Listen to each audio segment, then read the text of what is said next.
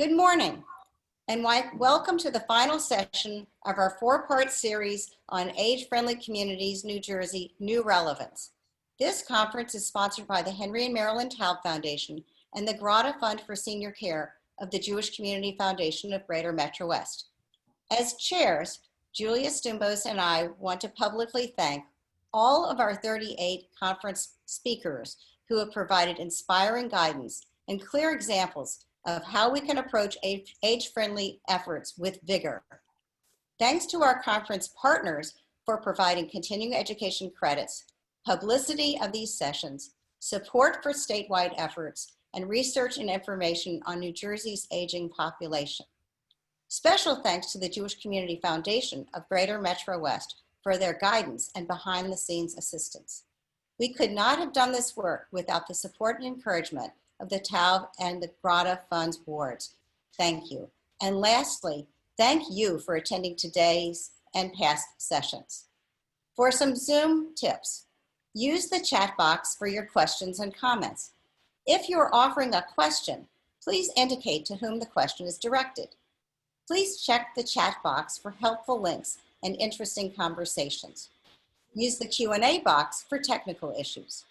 A recording of this session will be posted on the Grata website within a few days. Finally, continuing education credits or hours are available for all 4 sessions by the Rutgers School of Social Work and School of Nursing and the New Jersey Planning Association. Please refer to the conference registration page and comments in the chat box. So, why are we so passionate about age-friendly efforts?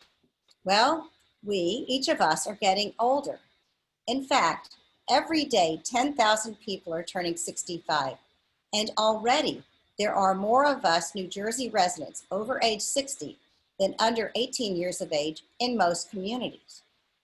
We know that our civic and community leaders, if they mobilize and join the movements in the US and around the country that are embracing the aging population growth, that we can transform communities and neighborhoods to be livable for older residents. In doing so, we can reap benefits for all residents. We don't want to lose New Jersey's older residents to other states, and we as funders want to help lead the change in New Jersey. We're proud that our Grata and Taub-funded age-friendly communities are engaging over 100 older individuals as active contributors to age-friendly community change each month.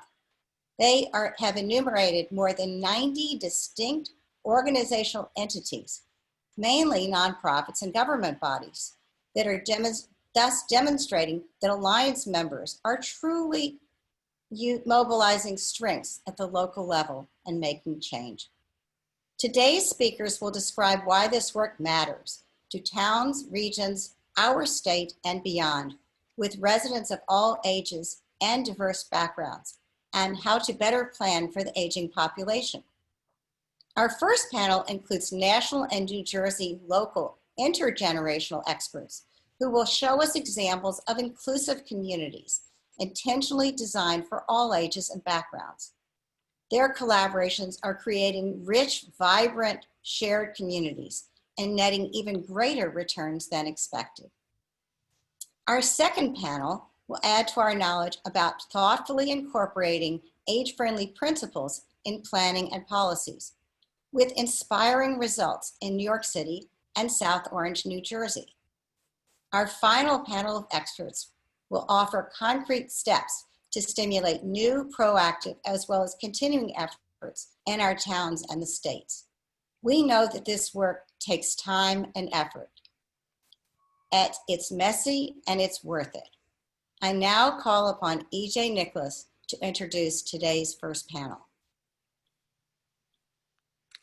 Thank you, Rainey, for those opening remarks, and thank you all for being in this digital space together. It really shows a great testament to our efforts and flexibility with adapting to new environments in these ever-changing times. I just want to make sure that the slideshow is up. Thank you.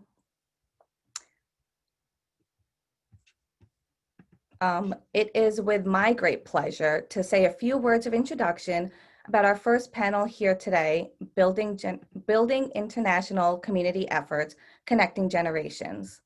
With me are Donna Butts of Generations United from the Washington, D.C. area, and Margaret Church of Lifelong Elizabeth from our local New Jersey efforts. I'm EJ Nicholas, Project Coordinator of Age-Friendly TNEC and a social worker by trade.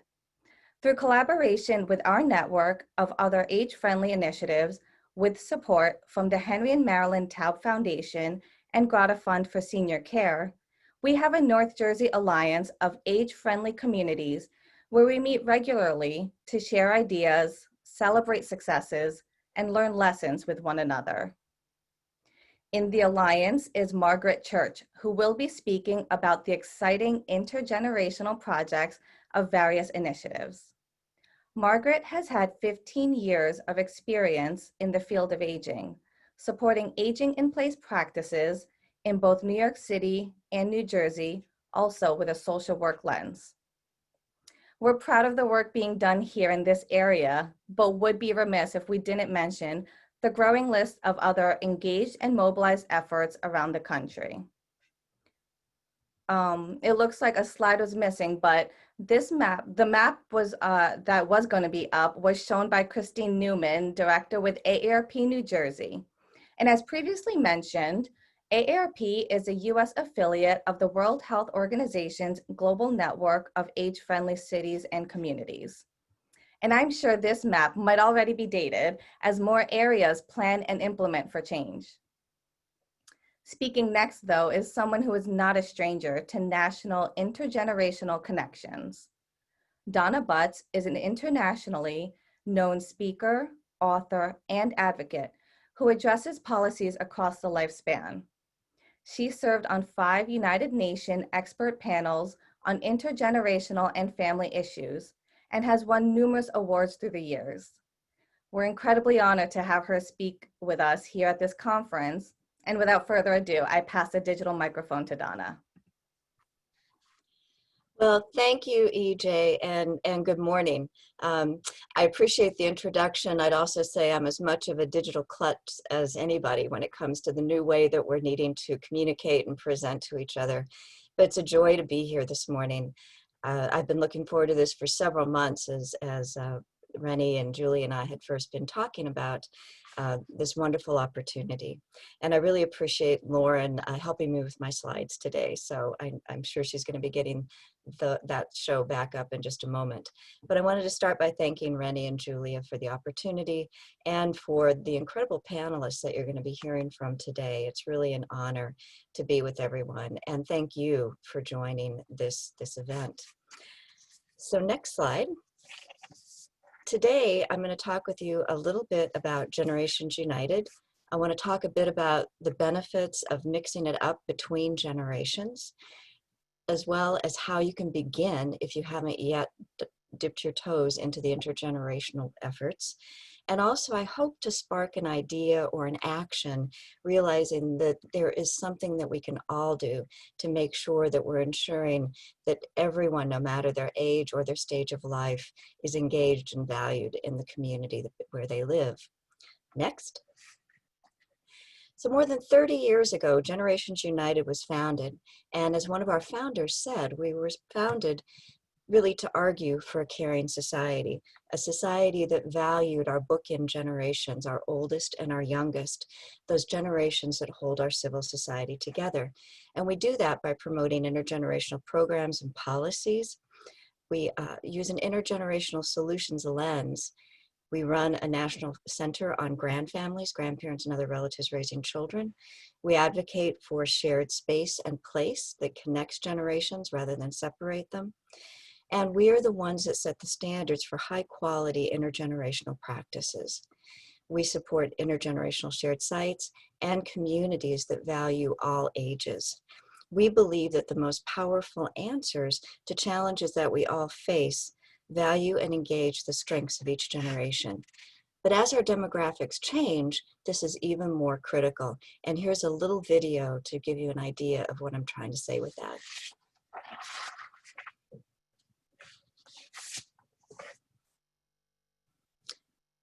I think we need volume.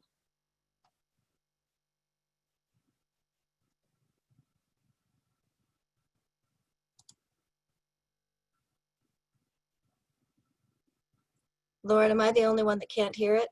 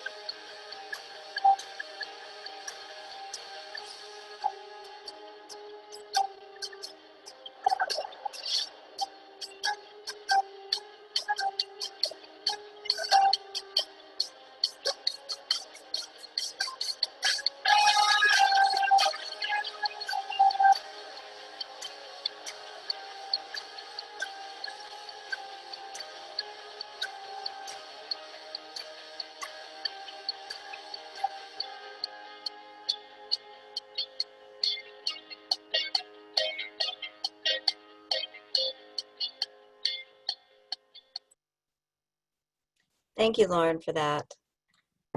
Then the next slide. Someone asked if that video was available, and it's on our website at generationsunited.gu.org, but I believe Julia and Rennie also have it available, and we'd love it if people use it. The reason that we made that was to really try to convey to people the changes in our country and how we can embrace those to build stronger communities, and what we're missing if we don't engage people of all ages. We also know that it's what people really want. In 2017, we did a national poll with the Eisner Foundation and found that 3 in 4 Americans wished that they had more opportunities to be with other generations. The majority also felt that to use resources to isolate generations was a poor use of those resources, that it really was better to engage people. And the next slide has a continuum of engagement to be thinking about. And it really helps you to understand the level of engagement your program, your community has, because it starts with people just learning about each other, to periodic activities, to really creating intergenerational communities. So it's remembering to move along that continuum. The next slide, I wanted to share an example of a high quality intergenerational program. And since I know New Jersey has a great shore, I thought I'd share a program from California. This is a program called the Kahuna Kapuna Benefit Surf Competition. Now, it's a surf competition that's been going on for many years, and it was a fundraiser to help support older surfers. And about 10 years ago, the organizer realized that perhaps you should try something new and actually add an intergenerational team category. And in the 10 years since they added that category, it's become the most popular category. Rather than young, old, middle age, an intergenerational team requires 3 generations. And so this particular year, this slide is of the youngest member of the winning team. The next slide is the oldest member of that team. And the final slide is a picture of the team that won. So you can see that really what it does is it shows how a team together values the strengths of each generation. Because as they practice, they have a goal, they have a purpose. But what they realize is that an older surfer may know which are the best waves to choose. A younger surfer may be able to get there first. So when they combine that energy, it actually makes them much stronger. And they also have really the makings of strong intergenerational programming because they value the strengths of each generation. It's reciprocal, they each give, they each receive. It's respectful, they respect each other and their differences. It's purposeful, they have a goal. Their goal is to be the best team they can be. And most important, it's intentional. They intend to engage more than just one generation. In the next slide, the other value of intergenerational programming is that they combat ageism. And I think this is a great example. This is a child who is in an intergenerational child care setting that's co-located in an older adult living facility. Now, when it came time to be Halloween, where a lot of young people might think, oh, there's something awful or off-putting about people as they age, this young child couldn't think of anything better to be than a grand friend for Halloween. So his parents helped him get ready, and he went into the center that day, and he was the hit of the Halloween party. And to him, it was natural, it was normal. He wasn't afraid of walkers, he wasn't afraid of gray hair. They were friends, his friends. So next slide. Many intergenerational programs can be easily categorized by direction of service. And as with everything, they have been impacted in this time of COVID, but I've been so impressed with the way people around the country have learned to tweak their programs, to change their programs because they're so committed to making sure that generations still stay connected. So the direction of service is generally younger serving older, older serving younger, younger and older serving together, and shared spaces and places that bring generations together. So I'll give you a couple of examples. In the next slide, we see younger helping older, younger people teaching older adults about technology, but younger people also have been known to chart out safe walking paths and help older adults learn about those paths in their neighborhood. For middle school young people, they've developed a program called Sweet Readers, where middle-aged students read to people, older adults with Alzheimer's. They also do home inspection programs, making sure that the home is safe for the older resident. So there's a number of ways that those programs take place. And in the next slide, you'll see one that's very important, and that has to do with friendly visiting. It's just sometimes sitting and talking and listening to each other. Next, we start to see older serving younger. And I love this picture. We did an intergenerational photography contest for many years, so most of these photos were taken by amateur photographers. This is an 82-year-old who leads a teenage exercise class. And I don't know about you, but to me, it looks like she's probably ahead of the young ones. So there's older adults who teach young people about health and fitness. In the next slide, you'll see a program that I think is so easy and yet so powerful. And this is the School Greeters in Chinook, Kansas. Now what it is older adults on Mondays go to all the local schools and they greet every child that comes into the school that day. Hi, how are you? Hope you're going to have an absolutely fabulous day. Welcome. It's going to be terrific. And they realize that sometimes that's the first or the only thing that that young person has heard that's positive that day. And then the older adults go in the school and they have coffee together and then they go about their days. Now, on this particular day, I'm not quite sure why the greeter decided to dress up as a bunny, but nobody seems to mind that he did. In the next slide, You also see older adults who mentor and tutor young people, who are there for them, because we know every child deserves another person who's absolutely crazy about them and believes in them and cheers them on. In the next slide, we start to see younger and older serving together. These are the math magicians, and they are middle school children with older adults, and they go into grade school classes and they teach math. Now, next slide shows that it also has to do with art, culture, things like that. And this is actually a slide of the New Jersey Intergenerational Orchestra. Youngest member about 6, oldest member about 92. They didn't always hit the right notes, but they had a wonderful time playing together. They actually came to Washington, D.C., played at the Capitol, and they've played in many other venues. And those intergenerational orchestras have begun to spring up around the country, but New Jersey should be very proud of the one that you've had for so many years. Now, also, they work together to capture history. And this is Kari and his 90-year-old mentor in Washington, D.C. Kari found his mentor when his mentor was worried that the stories he'd been collecting from the first African-American freed slave graveyard were going to get lost. Because he was getting older. Kari found him, gathered his friends, and they are now carrying on the tradition of the stories and the history from that graveyard. So the next slide, we start to see intergenerational shared sites. Now, I think this looks like a really fun place to live myself. Now, again, shared sites where we have maybe co-located childcare, adult care, a preschool, an after-school program, a senior living community. They've been impacted because of COVID, but they've found amazing ways to still keep the generations connected, whether it's pen pals, whether it's window visits, a childcare center that has a Go camera set up so that the children are streamed into the facility next door. They realize the importance and the value of keeping generations together. The other thing we're learning from these facilities is that during COVID, many of them were able to keep their child care centers open so essential workers could go to work. So those facilities where we house more than one generation under a roof are very powerful, very useful, and really what we should be thinking about in the future. But they also, as you'll see in the next slide, take place in outdoor settings. This is an intergenerational garden where young are learning about gardening from older adults. And in the next slide, one thing that we're starting to see as well are intergenerational playgrounds. Kaboom told me recently that intergenerational playgrounds were what they were starting to build more of than any other kind of playground, because again, it can be used by all generations. But in the next slide, you'll see we're also looking at how facilities can be built together. In Swampscott, Massachusetts, for example, they faced either replacing the 100-year-old high school or a 100-year-old senior center.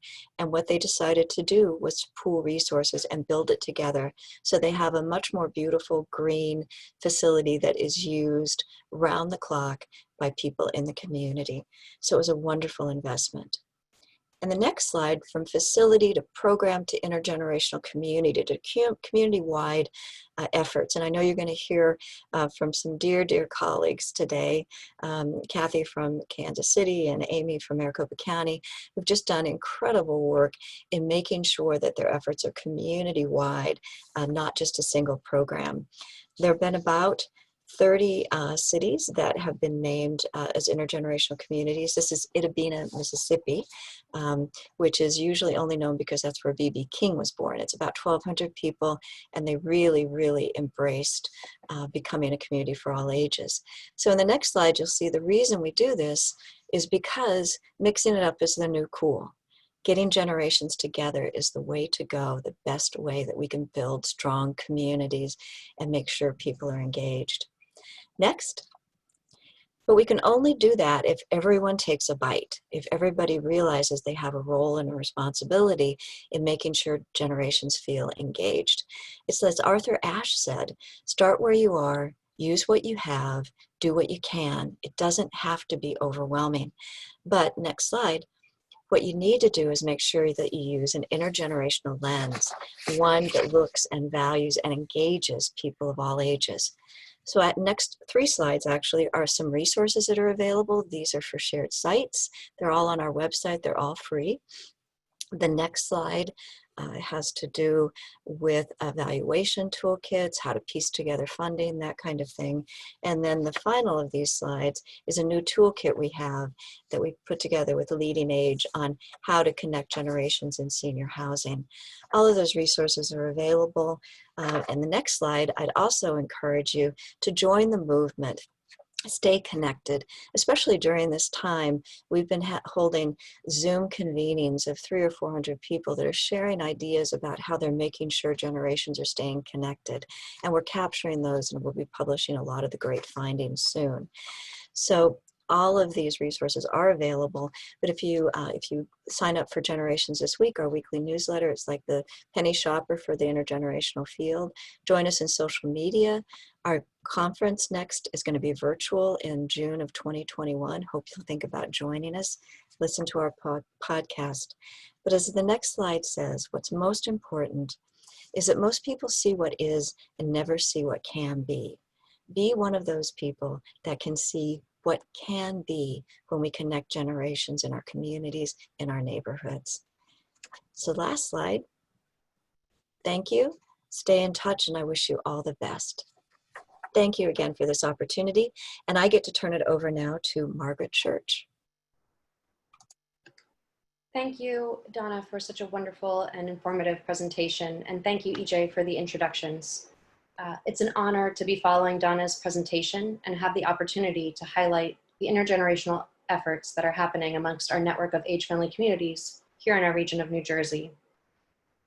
I think I speak for many in the field, Donna, when I say that the work of Generations United is a guidepost for resources and advocacy efforts for bringing generations together and building a future where these opportunities are embedded not only in our communities, but in the way we live our daily lives. Next slide, please. The examples I'm presenting today are only a glimpse of what is in development and what is possible as our work moves forward in our communities. The pandemic certainly interrupted many of our plans, causing us to change the way we operate in our personal and professional capacities. We see a multitude of ways in which intergenerational solutions brought successful responses to the needs due to the pandemic and the social distancing we still experience today as we hold this conference virtually. In my role as co-project manager with the Lifelong Elizabeth team, in the next slide, I'm going to be giving you some examples of the intergenerational programs we've developed in Elizabeth. We've utilized our partnerships in these efforts to highlight the ways in which we can pool our resources and move forward with our collaboration efforts. We've collaborated with several different partners, including the Public Library System, the Housing Authority, and NJ TIP at Rutgers. Looking to intergenerational efforts as a solution to many community needs for supporting older adults aging in place, we also formed a task force to help drive community change to a mindset of bringing ages together to solve and elevate the lives of our residents across the lifespan. Next slide, please.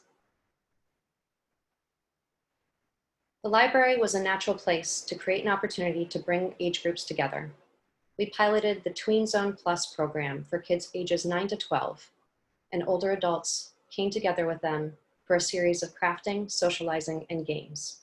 We had a lot of fun. The buttons you see here pictured were an example of a wearable art project that we did, and it provided a means of self-expression as a starting point for sharing personal stories and sources of inspiration. In the next slide, we give it pictures highlighting our all ages bingo, which we held on a monthly basis at the library as well. This gave families and individuals a place to come in the evenings for fun, prizes, snacks, healthcare information, and access to resources. Some of our best ideas have yet to come to fruition through this partnership, which includes activities that we had planned for Older Americans Month this past May, which included a performance by what Donna mentioned, the New Jersey Intergenerational Orchestra. We had also planned a bilingual intergenerational story time for our grandparents as parents group. The next slide, I'm going to give you some highlighted aspects of that grandparent support program, which got interrupted by the pandemic, unfortunately. It was funded by the City Development Block Grant and supported by partnerships with the Housing Authority, Bayway Family Success Center, Prevention Links, and many more of our coalition partners. Looking at the data in the diverse community of Elizabeth, almost a quarter of our households are multi-generational, many with grandparents acting as caregivers in some capacity, either providing childcare or acting as guardians. Next slide, please. The program included recreational activities with kickoff parties and our lifelong Elizabeth older adult volunteer dressing up as Santa for their toy drive. We also provided information and resources like the Generations United Grandfamilies Guide and covered topics such as building a family resources toolkit for each grandfamily, a presentation on the impact of technology and social media in regard to addiction prevention, transportation services advocacy, mental and behavioral health resources, and environmental safety and respiratory health. Beyond the support group, participants were also encouraged to build self-care practices with workshops on mindfulness and terrarium gardening. In the next slide, I'm going to highlight the work we've done with Rutgers NJ-TIP, which is New Jersey Transportation Independence Program. We've worked extensively with this partner, which you may have heard about in our previous conference sessions, where we've mentioned our food provider map and our transit guide. One of the highlights of our collaborations was an intergenerational field trip that incorporated transit training and taking a group of young adults and older adults to travel from Elizabeth to Long Branch Beach, showing them all the different options to use public transportation to enjoy a day at the beach. The partnership has led to a shared field placement this school year for a macro concentration social work intern from Rutgers as well. Next slide. Adding to these examples on a local level, we move north to Essex County. In the next slide, we show how the Repair Cafe has taken off in South Orange and Maplewood. They've successfully piloted this model, which came from the Netherlands, holding the first of its kind in the state of New Jersey. It utilizes the skills and expertise of our Fix-It residents who volunteer to help other community members with anything from a broken lamp to repairs for their bicycles and more. To date, the program has provided over 300 repairs and has been featured recently in the N4A Engage Best Practices publication. It's a wonderful opportunity to give back, contribute, and also provide an opportunity for socialization. For example, the families that are there, the kids are entertained with coffee and crafts, or not coffee, snacks and crafts while they wait for their repairs. The program has adapted to a social distancing by taking requests and providing instruction online. They were even able to hold an event in person this past weekend where they adapted the Repair Cafe for social distancing. This is the kind of drive and creativity that makes things possible despite our current circumstances, banding our communities together to find solutions within our own talent pools. SOMA is also coordinating an effort to connect students with local older adults to provide assistance with raking leaves this autumn and hopefully moving forward into snow removal with the onset of winter. Next slide. We move even further north in our state of New Jersey to Bergen County. Next slide. The Age-Friendly program in Teaneck is encouraging the next generation of geriatric professionals with their geriatric career exploration internship, introducing students to the various roles in the ever-growing field of aging. Over the course of 4 weeks, students spend part of their summer in a program that combines real-world experiences and dynamic curriculum with the guidance of professionals to explore careers in fields related to geriatrics. This multidimensional learning experience also intended to break down stereotypes associated with older adults and the process of aging. In the next slide, we talk about what's going on in Englewood. Age-Friendly Englewood also involves students in aging sensitivity as well. A group of 45 college students interning with their Chamber of Commerce were trained using a guide for criteria on what makes a business age-friendly. These practices provided training for the business and community leaders of the future to understand how to support residents who are aging in place and how to make their businesses a place to attract customers of all ages and abilities. Next slide. The pandemic is something we have all had to adapt to, and that includes the way we are supporting residents in our communities who are the most vulnerable. with the priority on ensuring safety and health, as well as combating increased social isolation and food insecurity. In the next slide, we see an infographic that AARP put together, illustrating community responses within the framework of the livability domains. The pandemic has created a greater understanding in what it's like to experience social isolation and disconnect created by being homebound, something experienced daily by many older adults, but now understood firsthand by all ages as a result of quarantining and social distancing. AARP outlines ideas within the framework of livability domains to expand intergenerational efforts as we continue to face the ongoing challenges. In the next slide, I show how this has happened in our own project with Lifelong Elizabeth. We are housed underneath the agency of Jewish Family Service of Central New Jersey, where we've seen volunteers of all ages become mobilized in response to the needs of their neighbors. The community response has included individuals, families, and youth volunteering to provide help across generations, as well as RSVP volunteers providing help to their peers. These volunteers have made response programs possible by helping meet the increased demands in our food pantry, providing emergency food package deliveries, as well as making phone calls in our telephone reassurance program. The next slide shows an example from Lifelong Montclair, which is housed within the township itself.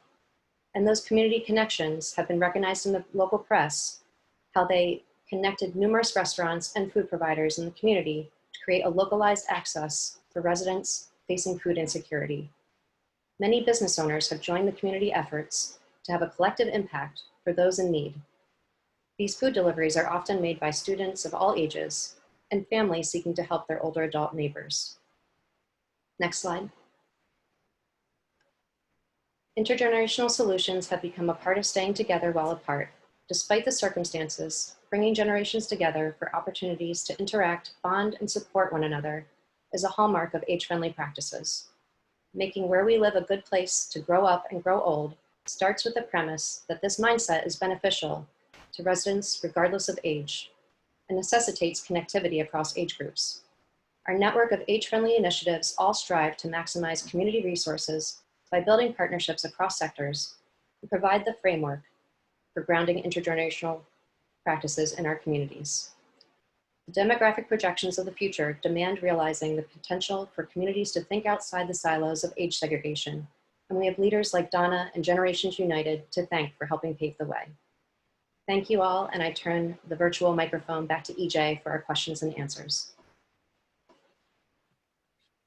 Thank you both for your presentation. I think our attendees really have been enjoying. We have a very vibrant chat going on during your presentation. If we can skip to the last slide, just so everyone can see our contact information.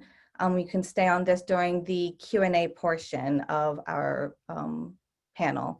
And so I think one of the best comments I had seen in the chat was that, and you know, both Donna and Margaret had touched on this, that they recently learned residents had different ideas of what intergenerational can be. I think the assumption in the past has been connecting older adults with children, but really they've been enjoying connecting with people of all ages, college students, millennials, young parents. And so it sounds like being able to go across the lifespan has been the most rewarding and the most engaging for older adults. There also was a question, how can we develop international programs that will work under COVID-19 constraints? And Donna had responded that there is a brief on the Generations United website, and there are going to be more resources coming later this fall. Donna, do you want to speak on some of the resources that are up right now? Sure, thank you.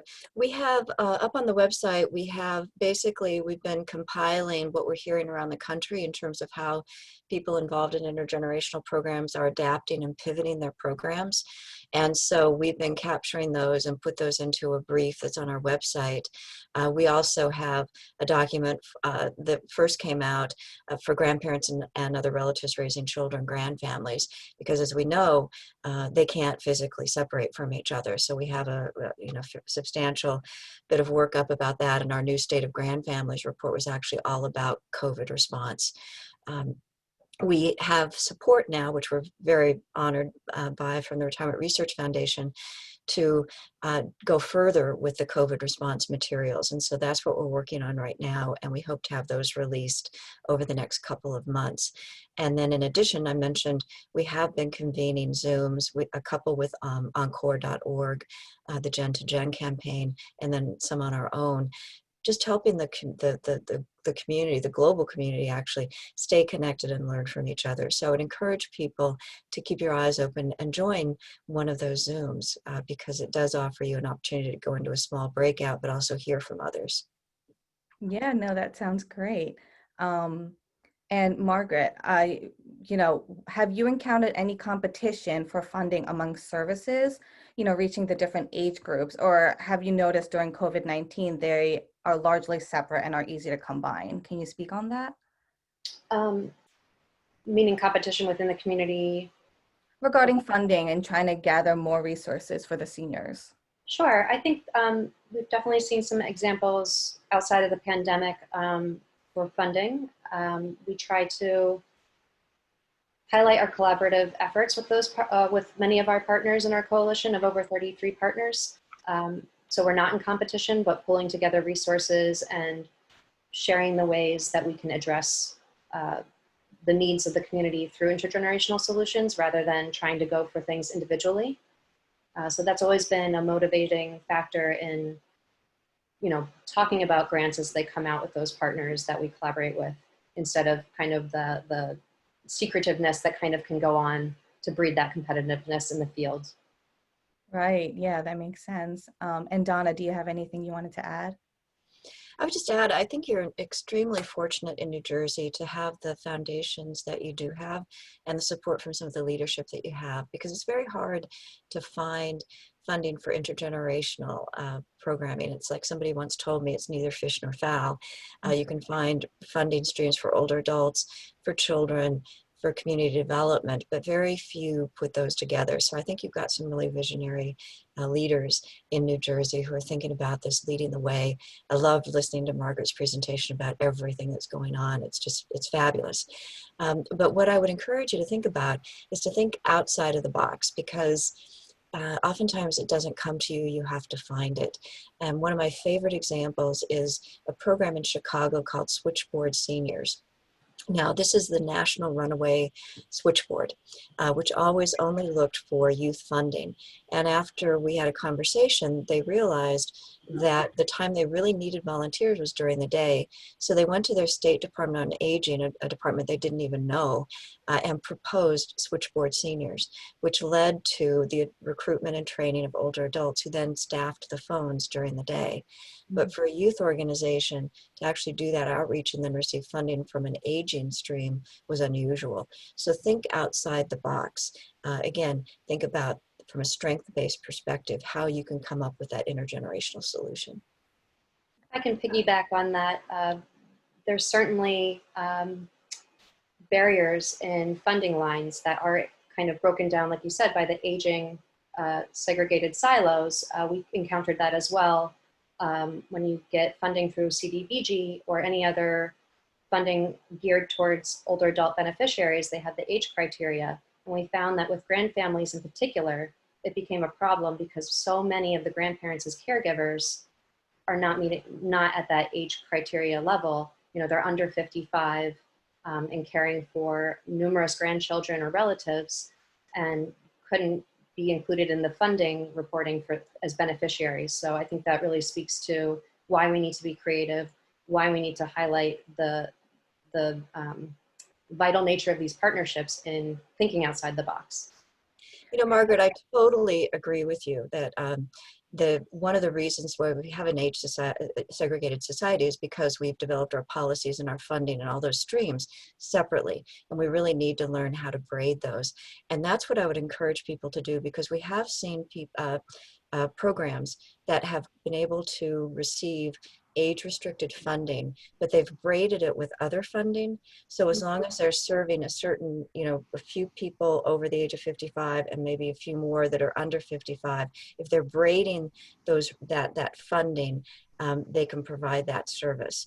But I think that part of what happens is that we've made it so complex and so difficult to connect generations, and it gets discouraging. So we have to really just keep finding ways to not hear a no, but to look for a yes. I think that's great. On the note of thinking outside of the box and thinking creatively, what are some examples of intergenerational technology training programs that we can really approach?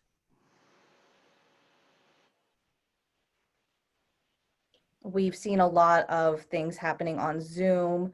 I think that we are one example that we have thought about in Age Friendly TNEC, for example, is we are going to be using the cable access channels and recording some videos for people to help them with technology training. We found that though they have tried to make Zoom and other video services very age friendly, many people are very comfortable with the television and how to use their TV. And so, something that we had thought of was people can learn about training on that matter. So are there any thoughts that you might have on making that intergenerational or some technology, other programs? We have a tremendous opportunity that unfortunately COVID has given us, and that is it's bringing many more people to technology, but also shining a light on the fact that not everybody has access to technology. Some of the creative ways that we've seen people engage is, for example, there's a project in Michigan called Homebound, and it's young people, actually college students, interviewing homebound older adults about how you survive tough times. How did you get through the depression? How did you get through an internment camp? They're capturing those stories, and those are being turned into podcasts so that they can share those. So it's going to be stories from Homebound, those lessons that are carried on. So the storytelling, oftentimes it's meeting people where they are, and it may be a phone. DeRote in New York, for example, has taken all of their programs. They were always very good about their university online, their telephone university, but now all of their programs are either by phone, by Zoom, whatever technology they might be able to use. Thank you. Thank you both so much for all the information and knowledge that you've imparted to our attendees. And before I pass it to Julia Stumbos, I just wanted to mention that it sounds like a good movie to address and show international efforts, showing that older adults are valued members of our community, is The Intern. I think I saw a number of people saying that. So go check out The Intern, not a sponsored ad. Thank you, Julia. Thank you. Thank you. Thanks to that panel prior to this one. Thank you very much. I'm very happy to have the opportunity to quickly introduce our next two speakers and who have been very generous in giving their time to talk about two topics that are of really great importance to age-friendly communities. That is public community spaces and municipal level planning. So I'm going to just introduce both of them quickly and then turn it over to Sheena to lead the session. I just wanted to say a little note about how we got connected with the New York City Parks Commissioner, Mitchell Silver. Several people in our network attended a conference in Charlotte several years ago. It was, I think, in 2018, an AARP Livable Communities Conference, and heard Commissioner Silver speak. And when they returned to New Jersey, they insisted that we figure out a way to bring him to speak to our local partners. So thank you so much for joining us today virtually, Commissioner Silver. You can read, please do, his biography on the Grata Fund website, the conference webpage. We encourage you to do that because there well, too many accolades for me to note right now during this short introduction, but his innovative leadership has really improved planning of public spaces in many places, including a few years of time that he spent in New Jersey. We're looking forward to learning more about how New York City has answered the call of creating parks and public spaces that are welcoming to people of all ages, and how they've managed to keep the safe park visits going during the pandemic. We share some of the same challenges in New Jersey, like the scarcity of open spaces and older parks that were not really created with an active aging population in mind. So we are looking forward to hearing solutions that you implemented in New York City that we can creatively repurpose some of the spaces that were given. The Honorable Sheena Collum is the village president of the Township of South Orange Village. We welcome you, Sheena, to speak with us today. She has the distinction of being the youngest female municipal executive. I think this is still an accurate description in the state of New Jersey. And you'll soon hear, because of her engaging personality and her very unique flair, she has the perfect combination really for getting things done. And she quickly leapt into action with her partners at the South Orange Maplewood age-friendly community when it became clear that we were going to all need to for some immediate community action to get work done during the pandemic. She has a very progressive approach, and we've all benefited from her efforts at interacting with our group, and we look forward to continuing to do that. Her very progressive approach, I think, is what is needed right now to face the challenges of the social injustices and to improve the situation for equity at this time in communities. So because of the fact that Sheena is also the executive director of the New Jersey chapter of the American Planning Association, we have even more work to do together because of the shared goals of the Planning Association with the age-friendly community initiatives.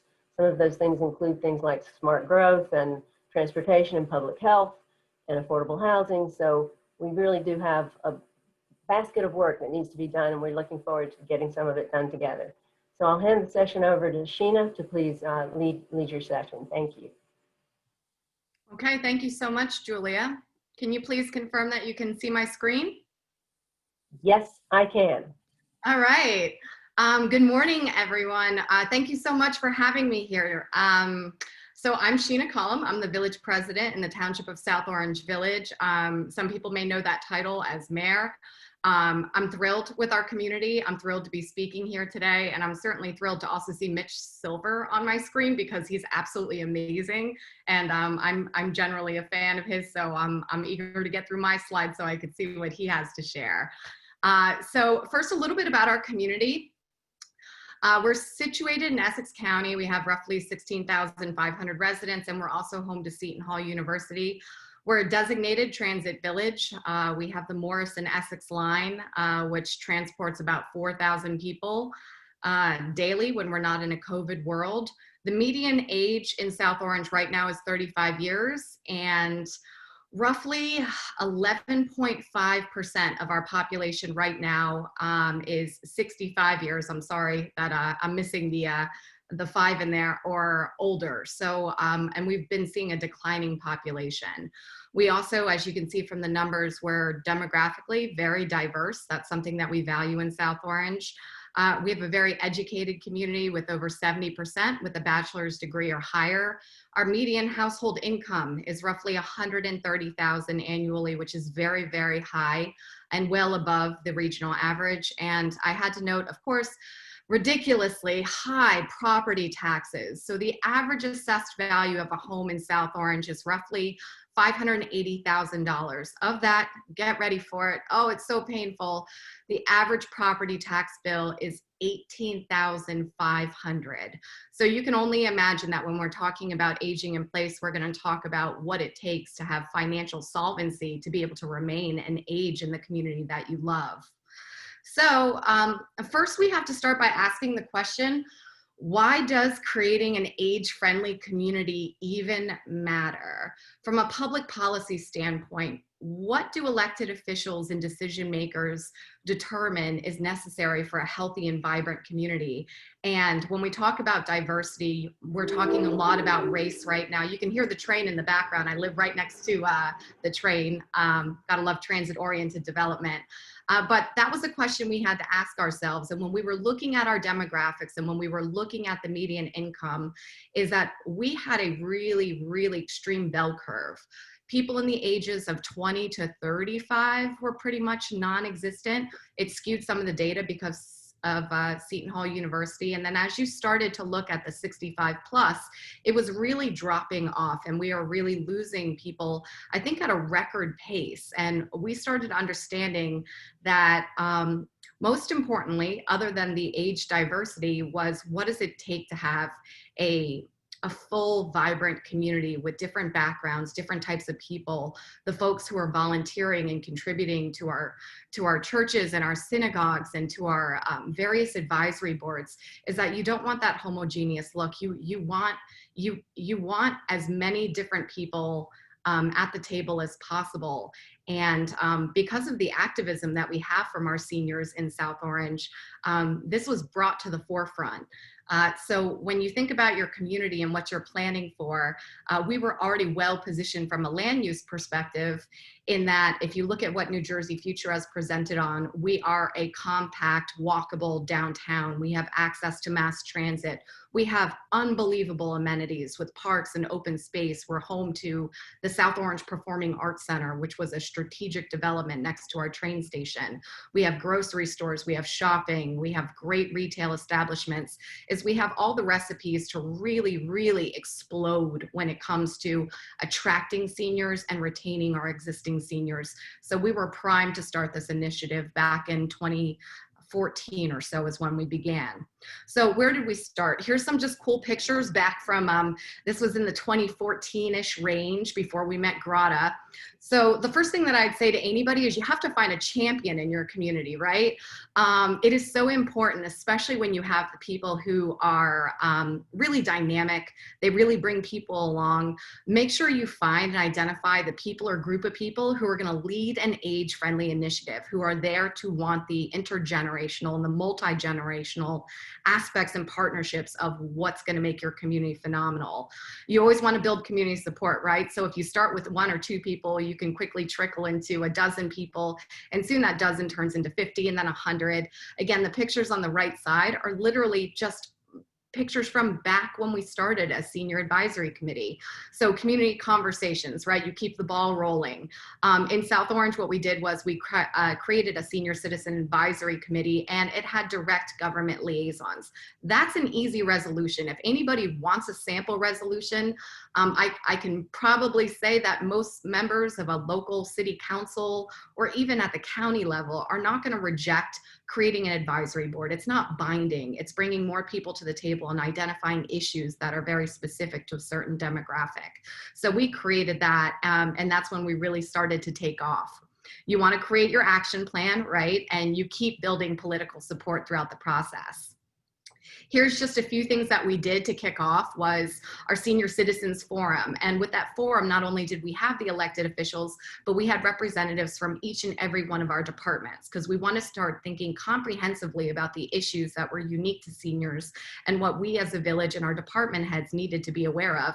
And if you note at the very bottom, we also offered free rides from our parking authority, which runs our jitney and our shuttles. So it was well attended. We got incredible feedback from the residents there. And at this time, again, we were still volunteers trying to figure out how do we build an age-friendly community and be more responsive to our senior citizens.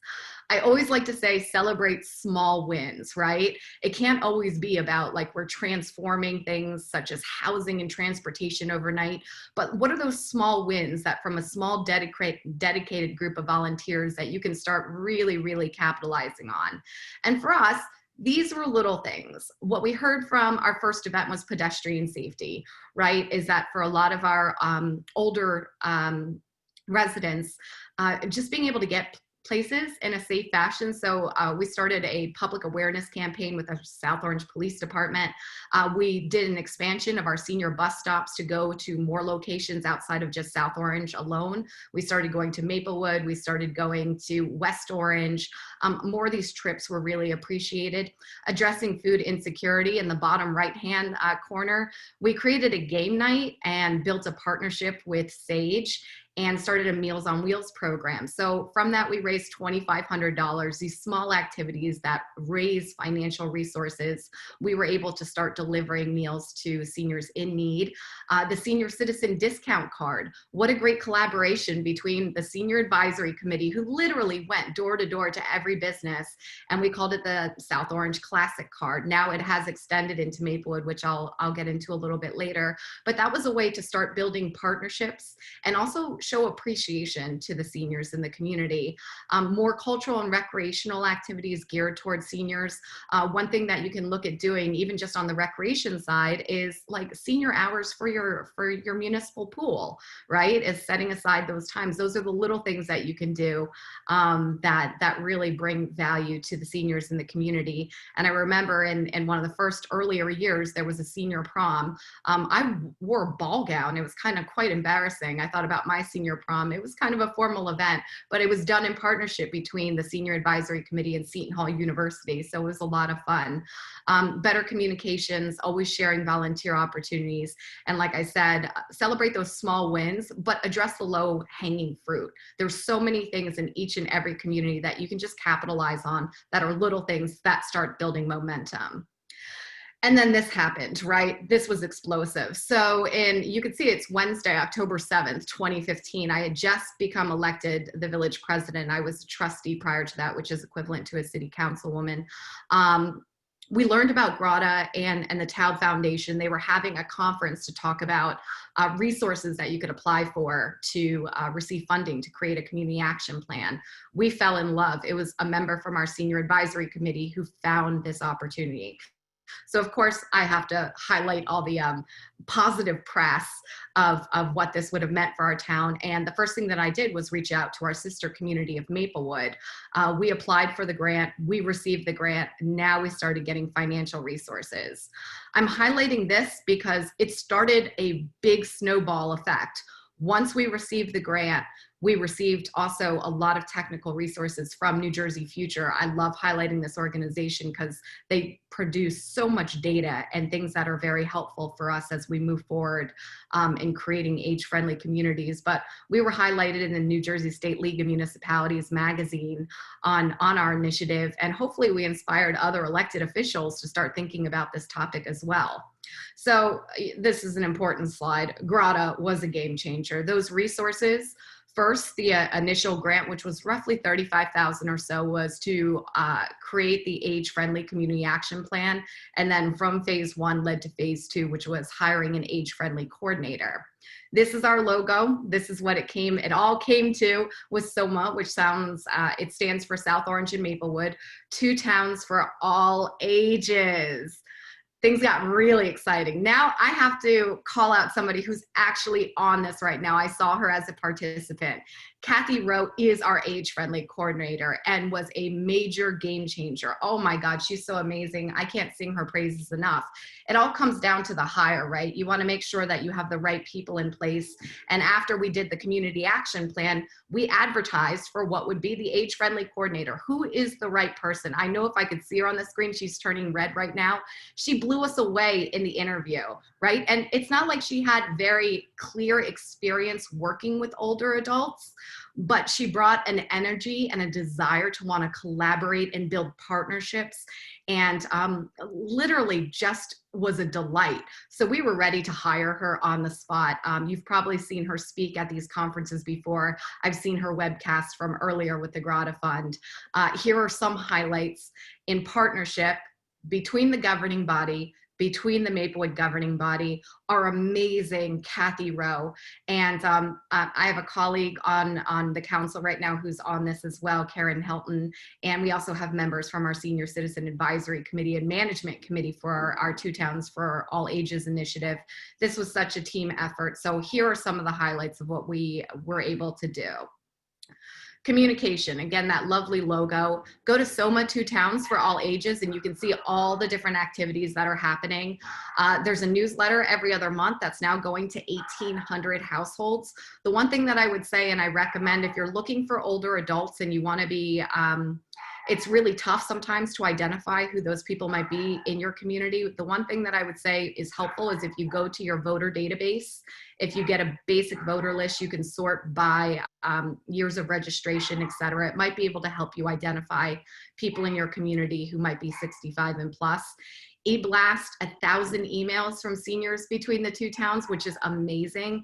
It takes a little time to get there, and Kathy not only collected this, but she was also able to assist people in setting up email addresses. And then a community calendar, which was great because we have probably a bazillion, if that's a word, different groups who are always advertising events and want to promote their various offerings, but we didn't have a concentrated place where people could go and just have a one-stop shop. And then to the right of the screen, you could see this is an example of a newsletter. This was from last year, or actually it might have been one of our first ones, but it's always beautifully done and it provides a lot of very valuable information. Next, the volunteerism, the engagement, right? So there was volunteer fairs. You're seeing big numbers, 200, 150. A volunteer directory was produced. It's making sure that our older adults are aware of the fact that there's so many opportunities to be engaged and involved in this community, and not just about the offerings, but that we want participation, right? We want as many people involved in the decision making as possible. And then the previous speaker referenced the Repair Cafe, which I thought was absolutely incredible. It's really brought people together. It's highlighted in a few different places, and just the volunteers who come. That was great initiative from the seniors in the advisory committee. Transportation, so we get into, you know, land use planning, et cetera. We just got a grant, right? When you start concentrating on the things that support older adults, we got it through the community development block grant through the county, as we have a new accessible senior bus just arrived. Love getting things that are going to enhance the experience for our seniors. But when you have the option to apply for a bazillion different things that can help your community, when you're focused on age friendly, you start taking advantage of applying for things that will help your seniors. We are in the master plan stage right now, a comprehensive master plan, where we're going to have a new mobility element of our master plan that is going to address the walkability and make sure that it is safe for all users, not just the people who are in the vehicles. That's one thing that we know, is that the less reliance on automobiles and more on things like jitneys, walkability, et cetera, that is the way of the future. And it's the way that you attract and retain people who otherwise may not be driving cars anymore. There's been transportation summits galore, talking about all the different models of how you can get in and around Essex County. So it's not just limited to our community. There's so many resources that exist that could be provided at the county level. A transportation guide was produced. Been working with Rutgers on transportation classes, and there was a Go-Go Grandparent pilot project, which is similar to like your Uber and ride sharing programs, but is specific to older adults. Outdoor spaces and buildings. I'm just highlighting our Baird Community Center. When you start focusing on the voices of seniors and their needs and what they would like to see in their community, the interesting thing that we had was we didn't have a lot of people say, hey, I want a dedicated senior building. I want a dedicated senior center. The responses we got were, essentially, we want to be a part of the intergenerational activities. So we are in the middle of renovating our community center, our Baird Community Center. And our next stop is going to be our South Orange Public Library, which will also be a multi-million-dollar renovation. And our seniors were very, very active in that. We also have a new acquisition of a community center that will be programmed for intergenerational offerings as well. Housing, and I'm doing just a quick check on my phone. All right, I'm at 11:07. Housing is going to be the big one. Like I said, along with the low-hanging fruit, we're addressing things at a very, very high and aggressive level when it comes to land use and planning. Through this master plan, we are going to be producing probably 500 plus more units and adding to the overall supply in our community over the next 3 to 5 years. 20% of these units that get developed will be affordable housing. I've always been an incredible affordable housing advocate. Unfortunately, the crediting has us maxed out on senior credits for senior housing. So we are going to be focusing on family and those with disabilities. And then out of the master plan, one thing that we already do and already permit via code is home sharing. And the next component is accessory dwelling units. So for anybody who's not familiar with what ADUs are, I encourage you to visit the Regional Plan Association. They have amazing data on this, but it's allowing you to basically create a structure on a single family property that would allow you to rent it out. So as I talked about taxes, 18,500, people on fixed incomes perhaps, is that if there are options to create more housing within a given property and within a given zone, that will allow more people to age in place by augmenting their income. So think of it as rental possibilities in zones that typically were always zoned for single family. Social participation. So one of the cool things, we do a lot of outdoor events and activities, concerts in the park, etc. Through the Age Friendly Initiative, there's now tents outside that allow for seating for seniors so that people aren't, schwalking their chairs around and wondering, how do I get to places? We dedicated handicap parking in front of our park so that when we have these events, there's easy access.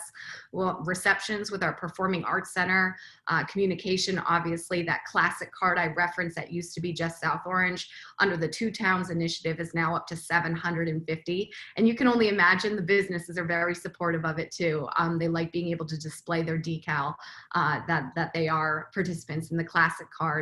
And then we revise language throughout various forums in the village to make sure that people are planning for age-friendly events. One great example is block parties. A lot of people pull permits, so we make sure that they're aware of the things that they could do to make sure that it's either ADA accessible and that it's welcoming to everyone.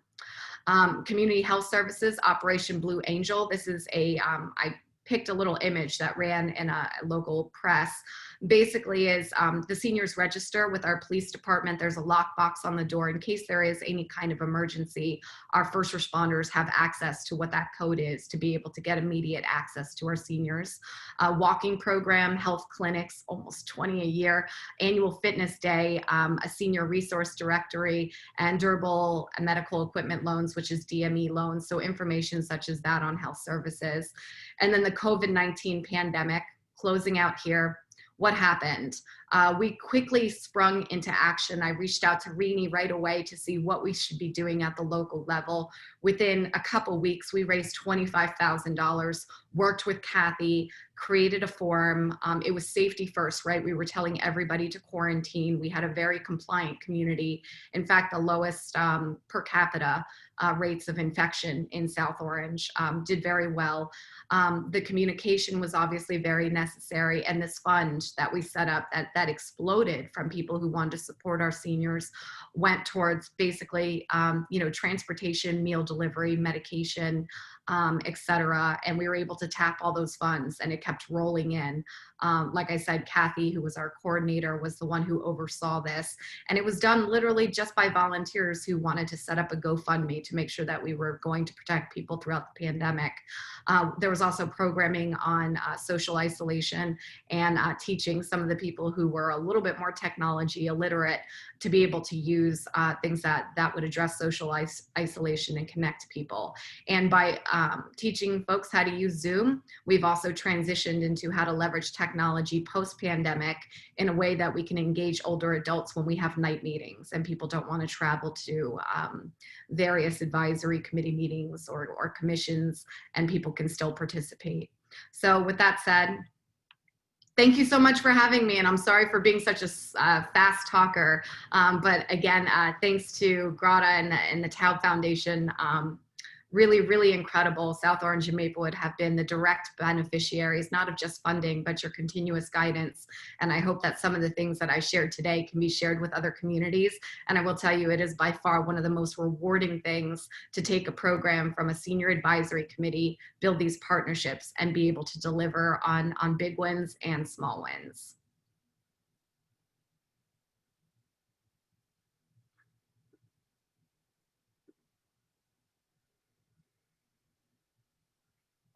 And now I would like to turn it over to Commissioner Silver. So nice seeing you, Mitch. Very excited for what you have in store for us today. Thank you, Sheena. It's certainly a pleasure to present and to hear you. For everyone, I lived in Maplewood for about 7 years, from 98 to 2005. I've met Sheena when she was very, very active in the New Jersey chapter. So enjoyed my time in New Jersey.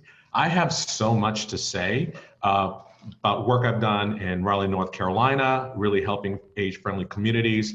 But today I'm going to focus on New York City parks. So a lot of what Sheena said, we had lifelong communities, universal design, cottage courts, ADUs, everything to make our places more livable for our aging residents. But here in New York, I just want to set the context so we get to hopefully some questions. But here in New York City, very large park system, 30,000 acres. Our parks represents 14% of New York City, have over 5,000 individual properties. And so we recognize it's very important that we serve all of our residents in New York City. And so we knew with all our recreational facilities, we wanted to make sure it was accessible to all. And we looked very carefully at our demographics.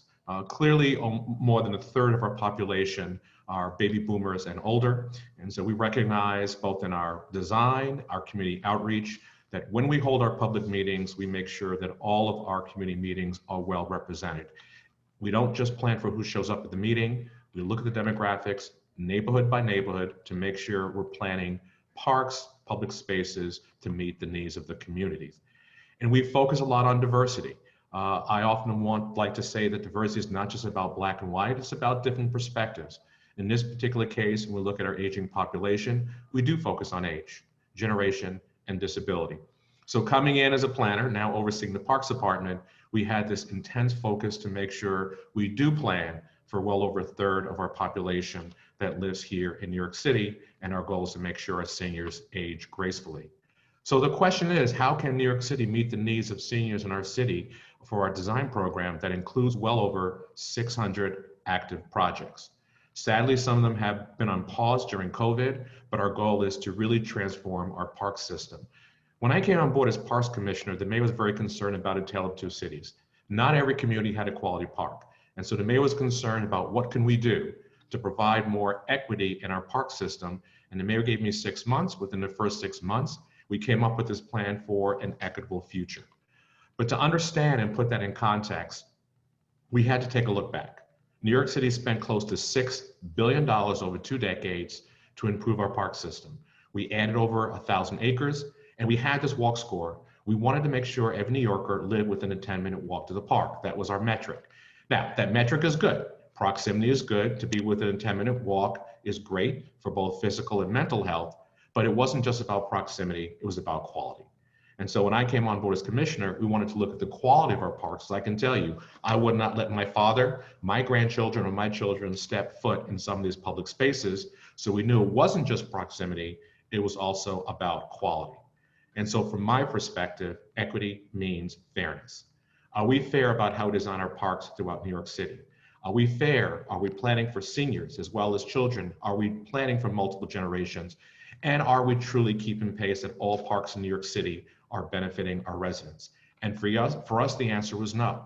So we didn't poll residents, we didn't do a survey, we didn't hold community meetings. New York City decided to take a data-driven approach to find out how many parks have we invested in the last 20 years that received less than $250,000.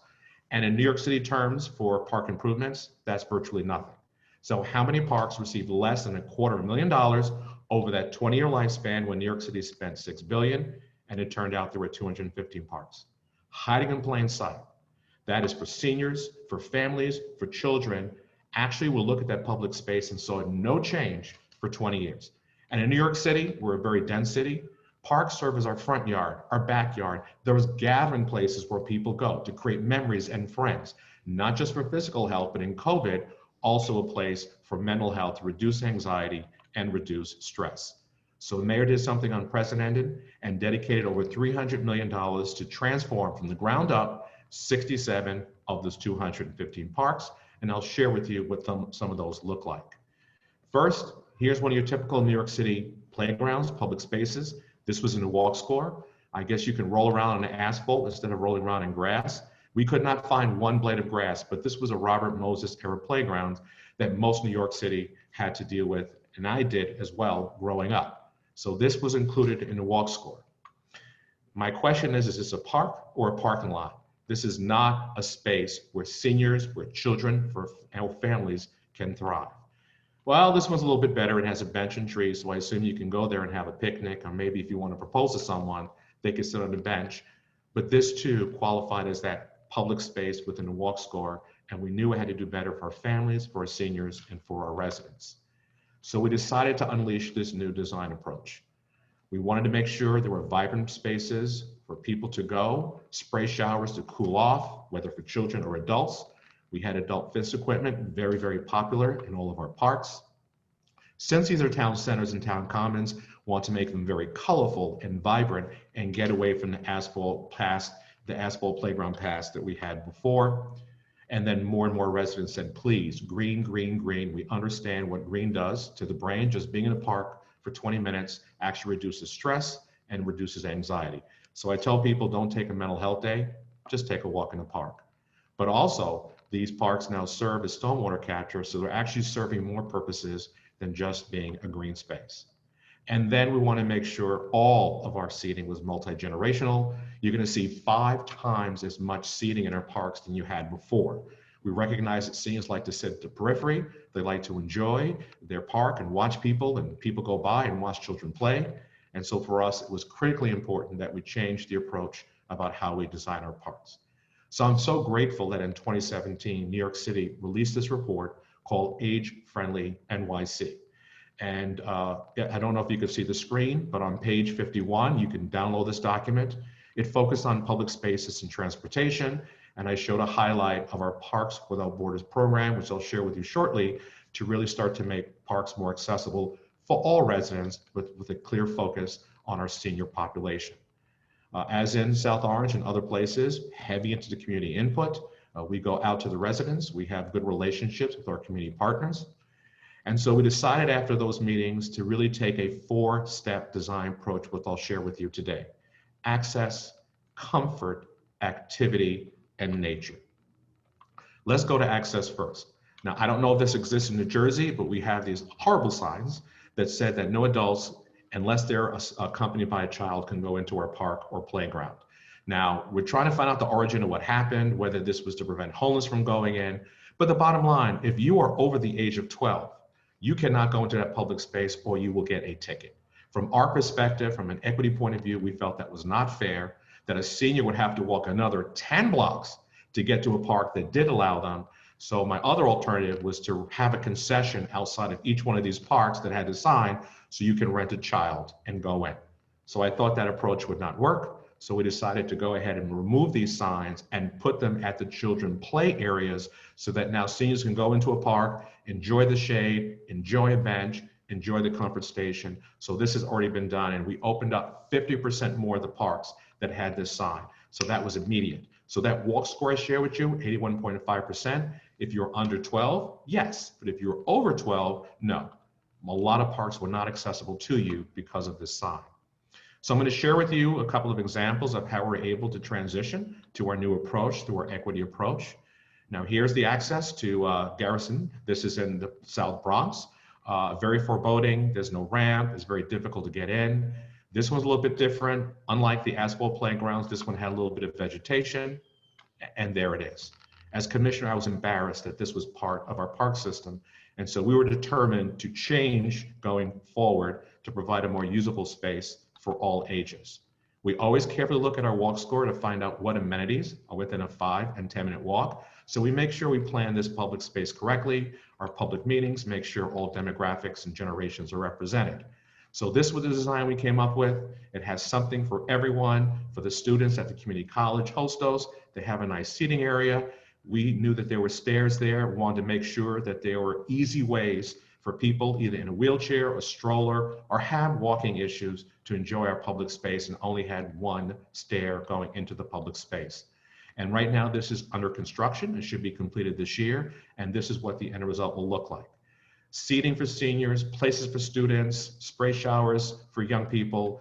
Again, this space had not been touched in 20 years, providing those amenities so people can live active. And we have this big focus on our ramps. Yes, it's ADA required, but we want to make sure it's beautiful, it fits, it works.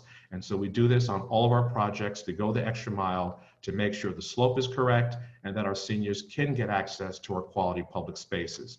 Here's just another example. So we make sure in all of our park elements, we do that as well. Umstead loved design these cobbles on the edge of parks. We knew they were difficult, both for a wheelchair and for strollers. And so where we can, we're smoothing it out to make sure all of our paths are more accessible for all ages, but also for strollers and those with wheelchairs or canes, or even some walking issues is quite critical. That gave birth to another issue about expanding access is our program called Parks Without Borders. It was a $50 million pilot, but now after we've implemented it, it's now part of our design philosophy. The goal of Parks Without Borders is to make parks more seamless and connected to the community. I'll share with you one of the prime examples that opened up a year ago, and that was Traverse Park. We very carefully wanted to make sure the public realm was for everyone, to be seamless and have our parks more accessible. We took a park, we took a street, and we took a schoolyard and decided to merge them together to create a new 3-acre plus park. This is what it looked like before, very foreboding, New York City, high fences, asphalt playground, but we were determined to bring the access out of the park into the street to make it more welcoming to the residents. And this is what the end result is. And you'll see a final picture because this was actually constructed about a year ago. And so as you can see, the fence is gone, the asphalt is gone, it's more inviting, it encourages, just looking at it, it just reduces stress and anxiety. And so this was the end result. We were able now to bring the street out, the park out to the street, because part of the concept of Parks Without Borders is to create the sidewalk as the outer park and not just a sidewalk. Here's the street that was closed, it was a plaza, but now this is how it was redesigned. We had to keep all the trees out of it for utilities in case they needed to do any work because it is a street, but now it connects the various parts and it's now a very successful public space. And I'll point out the after version as I go through my slides. Another key point is comfort, particularly for a multi-agency generational approach. We look very carefully at where we put our benches. We make sure right now where we put those with backrests and arms. This is more of a sports court, so it does not have it. But we want to focus and make sure that we have places where people can get comfortable. Seniors prefer to have back and not backless benches. And so as we check our demographics, make sure that we're reaching out to all residents. I also mentioned the social seating. This is now very popular in all of our parks. And as I stated, we're now doing 5 times more seating areas than we had in the past because we want to make sure this is a place where people can relax, respite, and enjoy themselves in our public spaces. And we're always looking for a variety of seating opportunities. Even though these are seating walls, we recognize for seniors, they still need a back. So we're now adding the back to a lot of our seating walls so that a lot of different users could pick their experience and enjoy our public spaces. And then we want to make sure that we have the companion seating. We look very carefully at the dimensions between our benches. So if someone is in a wheelchair, they can sit there with their companion and enjoy the beautiful New York City and New Jersey views that this region is known for. And then we always look very closely at places that sit near the entrances. As I've stated, based upon our research, seniors feel more comfortable sitting at the edge of a park or wider public spaces just so they can have that line of sight to feel safe. And so that too is incorporated in our design. We now have high-low drinking fountains in all of our parks for our new design, both for children, those in a wheelchair. So this is something that's a new feature. And we even have some for the dog. So some of our new fountains actually have a little spout at the bottom of the fountain. So even dogs are people too. And then we want to open up the views for the pedestrian scale and lighting. As we've noticed that as we reduce our fence and heights of our fences, it opens up the sight lines and that allows people to feel a lot safer. So in terms of activity, first, let me say we're very heavy into adult fitness. We have senior games annually. We could not hold it this year due to COVID, but we have a fitness event every year. It has bowling, track, pickleball, you name it. And our residents are pretty serious. It's 55 and over, but we're very disappointed we weren't able to hold it this year. but in all of our parks, we're making sure we have those adult playgrounds, adult fitness equipment. You know, here's another example of dog runs where seniors like to come out, socialize, great asset to any park or community. And then the evolution of pickleball. I love pickleball. Here's my pickleball paddle that I have been playing myself. It came from Florida and is taking our city over by storm. And so we're converting a lot of our tennis courts to pickleball because there's such high demand for our seniors. We're also focused on greenways, and we're rethinking how we use this for active transportation, for destination. Our seniors are very active, whether walking, biking, or even running. We now have a study by the Helmsley Foundation, gave us a grant. This is Shore Parkway. You're looking at the Verrazano Bridge and Staten Island in the foreground. This is what it looks like today. And through this grant, our intent is to have a destination with seating and adult play equipment, as well as adult playground. And this is our goal that we'd like to transform it to, so that we can get people to come out in this community and enjoy the walking, the biking, the strolling, the sitting. Because again, parks are not just for physical health, but for mental health as well. And then even on our beaches, we now have these Moby mats to make sure people do have access to the beach. They work well. Hopefully you have these in New Jersey. We have to lower the slope of the dune to make sure people can get through. And we make sure we have also access for all of our pools. I'm going to close quickly by nature.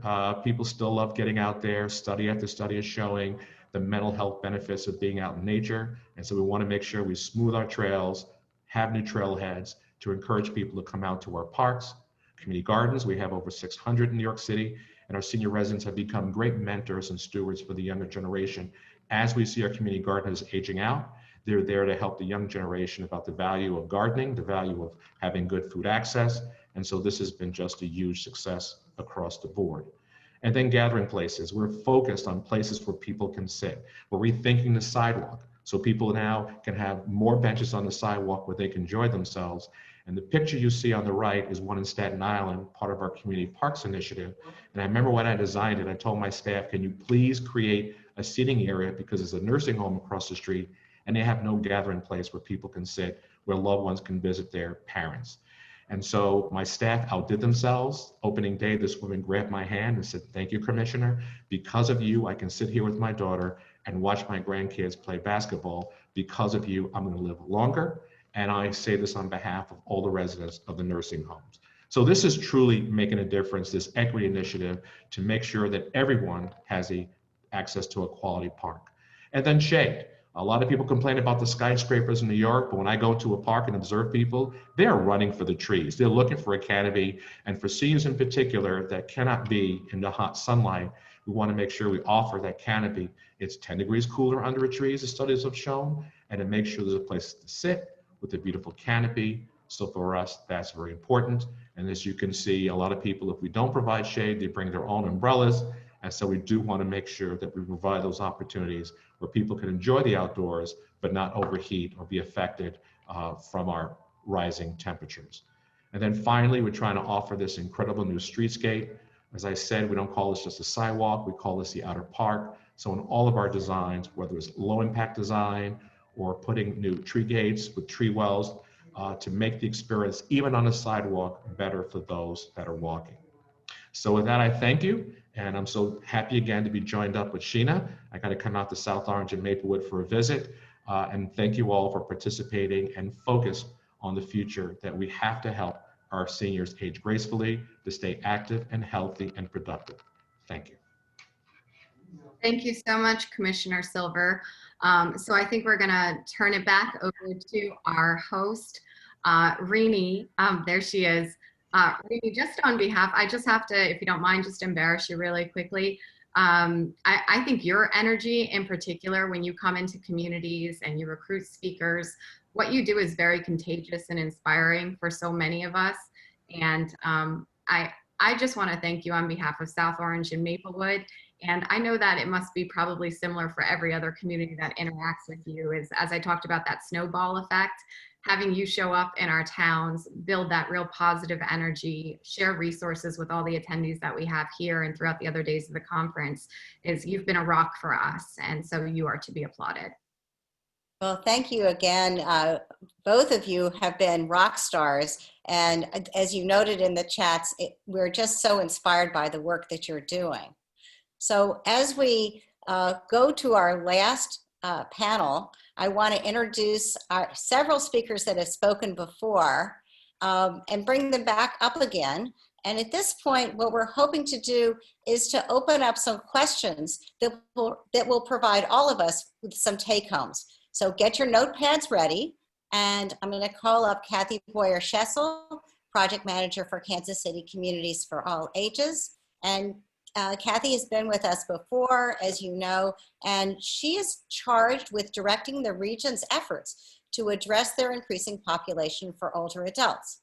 Amy St. Peter is the Deputy Executive Director of the Maricopa Association of Governments, the Regional Planning Association for the Greater Phoenix area, and a rock star for all of us as well, who has spoken on several of our panels. Jill Dispenza is new to all of you. She is but not to us. She is the Program Manager of Lifelong Elizabeth, which is a grant-funded age-friendly initiative through the Jewish Family Service of Central New Jersey, a non-sectarian health and social service agency that serves Union County and has for over 100 years. And Julia, I'm happy to bring you up as well. She will represent both of us as funders, promoting age-friendly work in local communities and advancing the age-friendly destination and efforts at the state level. So what I'd like to do is I'm going to call some questions, and I think I may call on you just for the sake of time. As we all know, time is rapidly advancing. So Amy and Jill, what are two themes you've heard during the conference and from your work that are worth repeating about launching or continuing age-friendly community efforts? I guess I'll start.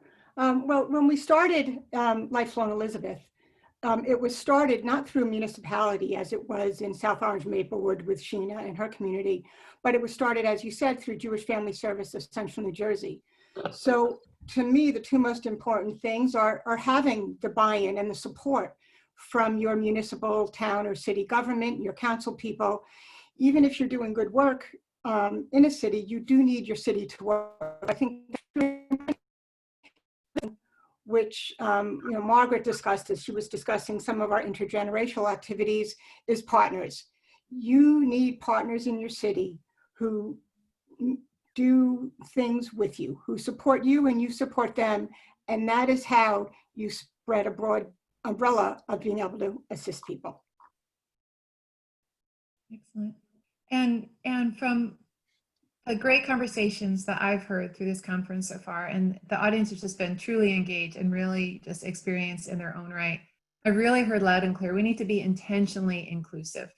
It's all ages, all income levels, all races, all ethnicities. It's everyone together, and that this age-friendly work really works when it's everybody included. But we need to be intentional about that. I think it's very natural to kind of keep to our own flock. But we really need to reach beyond that, and the work will be much more relevant and much more sustainable as a result of doing that. The second theme that I've really heard loud and clear is that we do need to place this work within that broader context of what's going on right now. So being age-friendly isn't a one-off. It's not an elective class, it's a core class. It's really it's what helps us to create strong communities. And that's exactly what we need to address the issues that we're all facing right now, like the pandemic, like the social unrest. Being age-friendly helps us to respond better to both of those issues and so many others. And so if we can really embed this work in everything that we do, our communities will be stronger as a result. Great. That leads me to the next question. So what should age-friendly work look like in the next 6 months to a year as we face the challenge of the pandemic? Step up, step out, or step differently? Julia and Kathy, this question goes to you. And Kathy, do you want to start? Sure. And I think it's possibly all three. With our experience with working with local municipalities, at least initially it was stepping back, but not stepping away. They were so, with the pandemic, no one was really prepared, but they were dealing with setting up employees remotely and looking at maybe furloughing. So I just stepped back for a brief period of time with our local jurisdictions. However, it still is important for me and others that are involved in this space to make sure that they were seeing other best practices from around the country. And I know a part of your conference has been so focused on partnerships, and with age-friendly communities, partnerships are so important. So it was stepping back perhaps with local jurisdictions, but not away. But for the rest of the age-friendly community partners, it's really stepping up, but possibly stepping differently too. So I think the only thing in the essence of time that I may want to mention is just the stepping up and stepping differently is that people still want to be connected. And so the differently is converting to virtual. All of those wonderful pictures that I've seen on the slides today and really throughout your whole conference showed people engaging personally, face to face, and that's changed. We are offering, and I'll put in the chat the link because we still have some spaces, but we're doing a workshop, a webinar tomorrow on innovative virtual programming, ideas in virtual programming. So we have over 600 people that have registered. So that suggests to me there still is a really interest in how to convert, how we connect with folks virtually. So I will put that link, but we are that age-friendly community. We should not step back. We should step up and look at ways to do our work differently. Great. Julia. Yes, thanks, Kathy. I agree. I think we should position ourselves to be, I see these groups as really important liaisons right now between their community membership, their public health officials, the businesses that are trying to come back, the policymakers, and we all really need to just kind of sojourn ahead and keep ourselves mentally and physically healthy. So I really see that these groups are well poised to do that. We just heard Sheena Collum and other people from her, representing other people from her field in planning, talking about how municipal leadership is really going to be moving forward and continuing their work in planning for healthy and resilient communities. So we need to be in step with that. And I see that, you know, in the next 6 months, our age-friendly community work are really already positioned to do just that. You know, there's some kind of live examples that I could point to. I won't go into them for very long, but you know, our local chapter of the American Planning Association and transportation agencies and others are trying to do surveys at this time to survey all New Jersey residents and find out what people are going to be interested in, you know, as far as transportation and housing in the future. What do they see, where do they see themselves wanting to live, or what kinds of transportation will they feel comfortable using?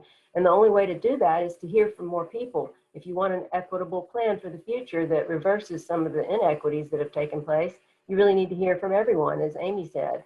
And I think our groups are really going to be critical to helping that happen. Hearing from more people, hearing from all residents, and you know, just being a part of the solution by participating, being invited to participate, and feeling welcome to participate in the conversation. Great. So my next question is really looking at not just the local level, but also the statewide level. So this question, Amy and Julia, is it important to have a state level strategy for age-friendly efforts, in addition to the work at the local and municipal level? And if so, why? Amy, do you want to start off? Sure, thanks. That's a particularly relevant question for us. When we first started 10 years ago, it was Maricopa County. It was one part of the state, a smaller subset. And we've grown, we've evolved to become statewide. And we did that because there are some really important benefits. Now, aging is intensely personal. We're aging. Some of us recognize it or not, you know, or embrace it or not. Everyone that we love is aging. So this work is inherently place-based. We need to be able to, as communities, to support people's individual lifestyle choices. And that happens really at the community level. But as we were really diving into that work, we discovered very quickly that if we wanted to have a wider audience, a wider impact, we needed to coordinate together at the state level. At the statewide level, it's much easier to make those systems level changes that we can pilot at the local level, but we can't really bring to scale unless it's happening at the statewide level. We're also leveraging and learning a whole lot more from each other when we operate at that statewide level. So it's really critical.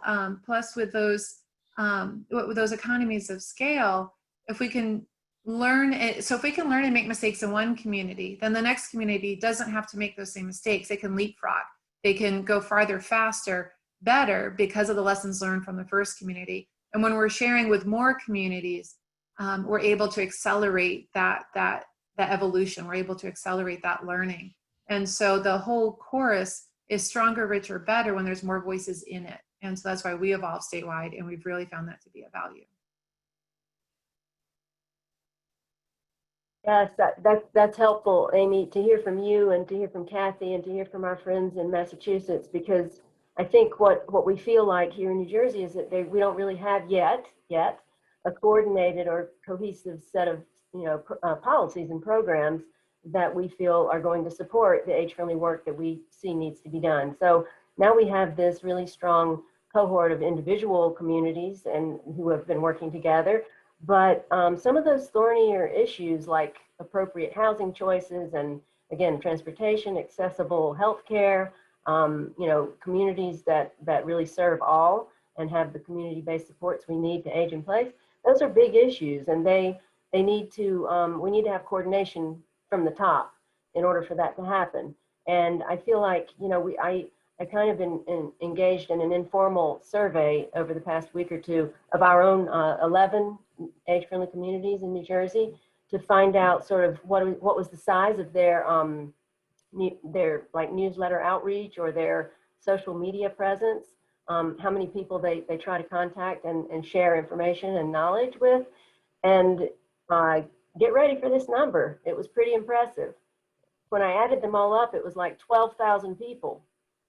And so, this is like outreach. I'm not talking about continual volunteerism and that kind of thing, but still, this is a way of sharing information. So I feel like at that local level, when we think of that many people, even if it's, say, 45% of people sort of open an email and look at it and read it, even if we consider that, we're well over 5,000 people are part of this, ripple effect that we've kind of started with our 11 communities.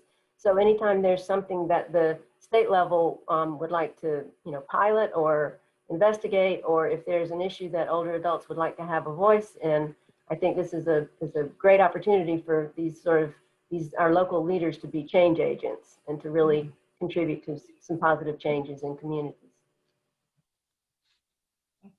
Great. So my next question is back to something that Amy brought up a little bit before.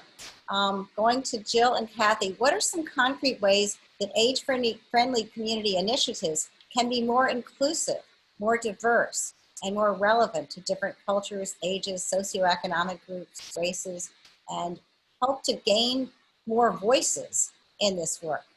So Jill, do you want to start off? And Kathy, do you want to be second? Jill, I think you're muted still. Jill, you're muted. I unmuted. Just to give a quick background, our work in Elizabeth, Elizabeth is the 4th largest city in New Jersey with about nearly 130,000 people. 58% of our community is Spanish speaking, and socioeconomically it is on the lower end in the county that we're from. So I really think that one of the things you need to consider is the community you're serving.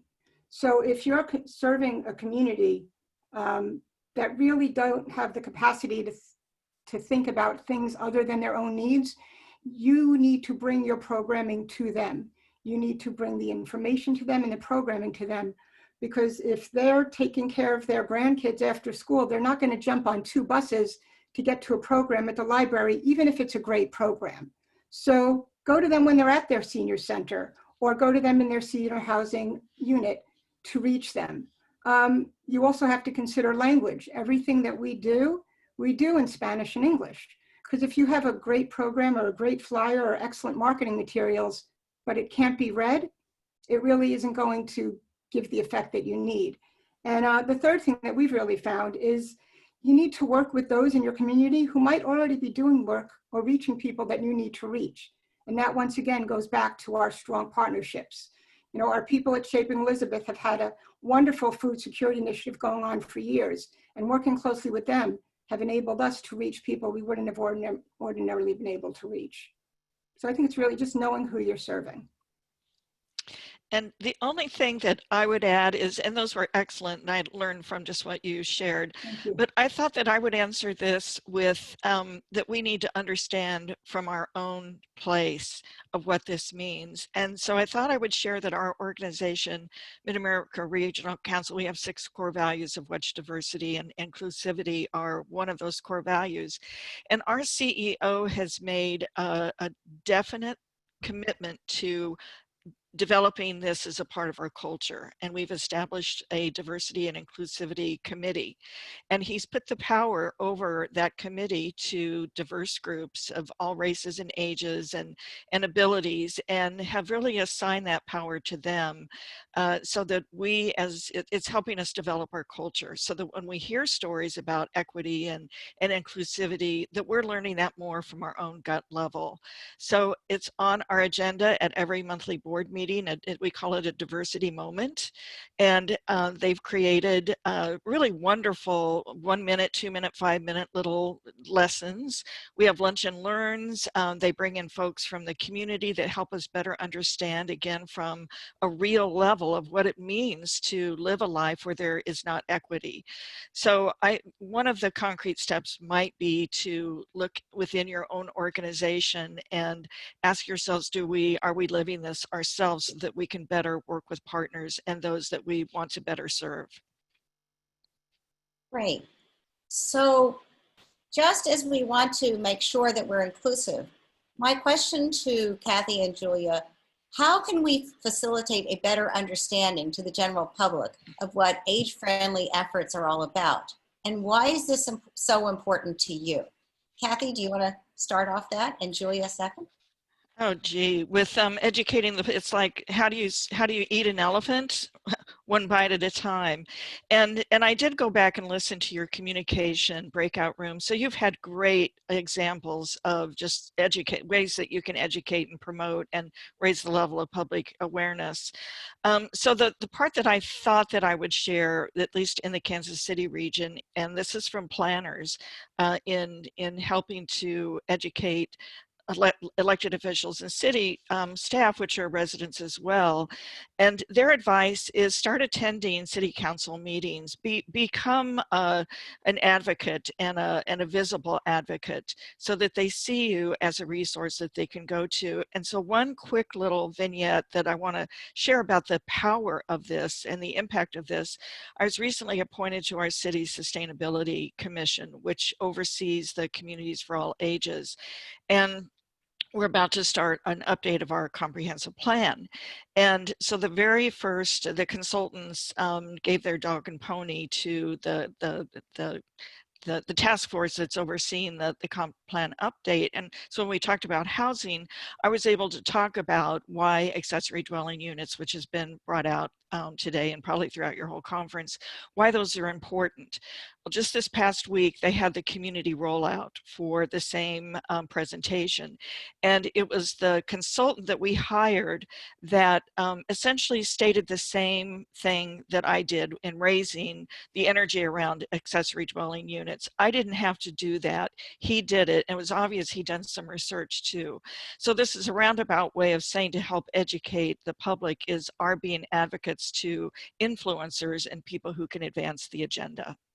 So be visible and vocal. Good advice, Kathy. And I think along with what you're saying is sort of using other groups' keywords, you know, the language that appeals to them, and other organizations that really identify some of our shared goals. We have advocates in so many different stakeholder groups already, and we can always reach out to make connections with more and partner with more of them. But when you think about it, like even a homelessness prevention group or an economic development group, or, you know, community planning, affordable housing, all those different entities around the state are working on goals that we share. And I think identifying that using the language that shows and illustrates the shared goals is helpful. You know, we have transportation advocates that reach out to us to try to get input from the constituents within the age-friendly community group. And all of that is a really helpful way of identifying ways that there's crossover in the goals.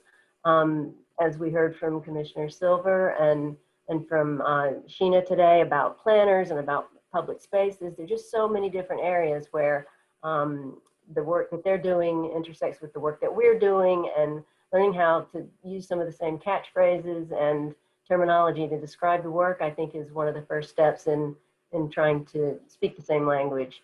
And you know, that we've talked several times throughout the conference about the importance of the, you know, complete streets and the bike and pedestrian friendly communities, and how closely related and part of those efforts fit in with the age-friendly communities. And if we really want to consider that we are living in a government that's, or that we have a government that's of the people and by the people and for the people, they need to be considering people that are over 75 and over 85 and over 95. And, you know, we have to advocate for that too. So as a final question, and I'm going to open this up to everyone, what are some next steps that we should take to spur age-friendly communities in New Jersey, both in the local level and at the statewide level? I'm going to call on Amy and Jill first, but I also want Julia and Kathy to answer, and also end with really that one snippet you want us all to take back and feel like, boy, I really want you to remember this. So tell us about next steps, how to get both locally and at the statewide level for those in the audience that want to move forward, and give us that final snippet about what you want us to remember. So Amy, do you want to start? Great, thanks, Rainey. You know, I would really encourage everyone to drive with the data. We need to understand the attributes of the people that we're serving. So that can be census data, it can be community outreach surveys, it can be data from interviews. I mean, there's so many different ways to collect data, but we have to have the numbers. We need to be able to really have that good, solid foundation of driving with data. And then from there, I really encourage everyone to ground this work in the community. Whether that community is your city, your village, your state, it needs to be grounded there, because we can't do anything for the community without the community. And often they'll have a much more nuanced understanding of what those priorities are, as well as their assets. I mean, I think that the answers that we're all looking for are within those communities, and we won't discover them if we're not really working hand in glove with them. And then to do that as well, we really need to cultivate those diverse connections, because being age friendly isn't just about aging. It's about living our lives to the fullest. And so we're not just a number, a chronological age. We're a musician or a writer or an athlete or a teacher, a grandmother, or all these different things. And our work needs to reflect that diversity. And so we really need to cultivate those partnerships in all of those different areas that are inherently related to being age friendly. And then in terms of kind of that thought to carry forward, just really integrate this work into everything that you do. Transportation should be age friendly. Housing should be age friendly. Going to the grocery store should be age friendly. Our lives should be age friendly. And in doing so, we'll live better lives and we'll have much stronger communities as a result. So, thank you, Rainey, for having me today. Jill. So Amy very eloquently stated some of my points. So I'm just going to build very slowly on that, which is for the new communities. And I want new communities to remember that during this whole conference, you've seen our successes, but remember that every success came with hurdles. And for those New Jersey communities or across the country, remember that those of us who have done this from the beginning, some longer than others, there were hurdles. So ask about the hurdles, not just the successes, because those are important to remember. Nobody got to where we've gotten easily. And as you're gutting those hurdles, keep the end goal in mind. You will get to your end goal. And I'm gonna pass it on because there's others who have plenty of things to say as well. Thank you, Rainey. Kathy. Oh, golly. I think that here's a little snippet. We're the leaders that people have been waiting for, and there are people counting on us to stand up and say we have a role. We're the public. We're the leaders in age-friendly. People do want to hear from us, and they're counting on us to help develop policies and programs to make our communities great places to grow up and grow old for everyone. Wonderful. Julia. My thought really follows along with a couple of things Amy said, and Kathy, you know, aging in all policies.